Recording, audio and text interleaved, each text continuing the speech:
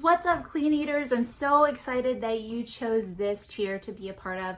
I'm really excited about it. I really feel it's a great tier because, first of all, it's sustainable long term. And second of all, you can have great results, whether that is just an increase in health or fat loss. But the thing that we are focusing on in this tier is how to make your metabolism work for you.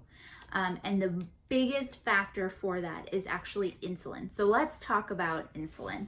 You've heard of it, everybody knows it, but I don't think most people know how critical of a role it plays. So I'm actually going to read you a little bit from the book, The Set Point Diet. I really highly recommend this book. It's a little bit of a longer section, and I'll break it down for you. When your body digests the sugars and starches you eat, it breaks them down into glucose, which gets absorbed into the bloodstream. Your insulin automatically spikes to shuttle glucose into the cell. If you eat too much sugary, starchy, highly processed food, glucose levels stay elevated longer than they need to. More insulin is cranked out and it has to work overtime. When insulin is elevated 24/7, insulin receptors on cells get so used to it that they stop recognizing it, a condition known as insulin resistance. Insulin must still do its job of removing glucose from the bloodstream, however, so when most of the cells in the body won't open up to it, the insulin has no choice but to take the glucose somewhere else, to your fat cells. Fat cells will always accept more energy for storage. This initiates the vicious cycle of high insulin, high blood glucose levels, and of course, more fat storage. If this cycle continues long enough, all the non-fat cells in your body scream, "We're starving." So essentially what that means is when you're having foods that are high in starch, highly processed, and high in sugar content, what that's doing is it's spiking your insulin levels. And when your insulin levels stay spiked for too long, your cells don't respond to it anymore. So the insulin says, hey, we have this energy and we need to put it somewhere, but the cells aren't responding, so we're just gonna go store it in fat. What that means is that you're gonna have an increase in body fat, you're gonna be feeling constantly hungry because the cells are resistant to insulin because it's around so much, but they're still not getting the nutrients that they want. So they're saying, hey, eat more, eat more, eat more. That is why the glycemic index in foods are so important. And I'm going to give you a link to Steve Hochman, the founder of OC Fit. He made this great document about glycemic index, and he has some good recipes in there too, which I've tried a few. They're pretty amazing. And he just talks about the importance of having low glycemic index foods. Now, what does that mean? How to do that? How to determine if a food is low glycemic index or not? First of all, let's start looking at the nutrition labels. A quick way to determine if a food is high glycemic index, because that's usually not listed on the label, is look at the carbohydrates and look at the fiber. If the carbohydrate to fiber ratio is 10:1 or higher, then that's going to be a high glycemic index food. If it's lower than that, if you've got 5 carbs and 2 grams of fiber, that is a lower glycemic index food. So a little bit of information here for those of you who are in the clean eating tier but do have fat loss goals.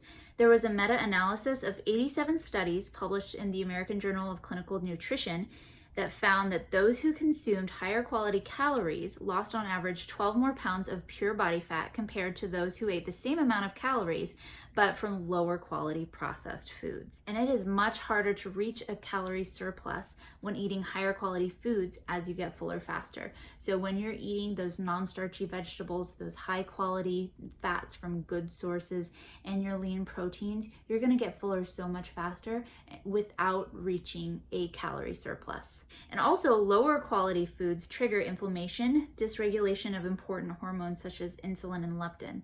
So those foods, the overly processed foods, the foods with lots of trans fats, the ones that are packaged and say low fat and all this stuff, they are dysregulating your hormones, they are creating inflammation in your body, and they're confusing your system and telling them, hey, we're not getting the nutrients we're needing. We're seeing food coming in, but we're not able to get nutrients. And so they're gonna make you hungry faster.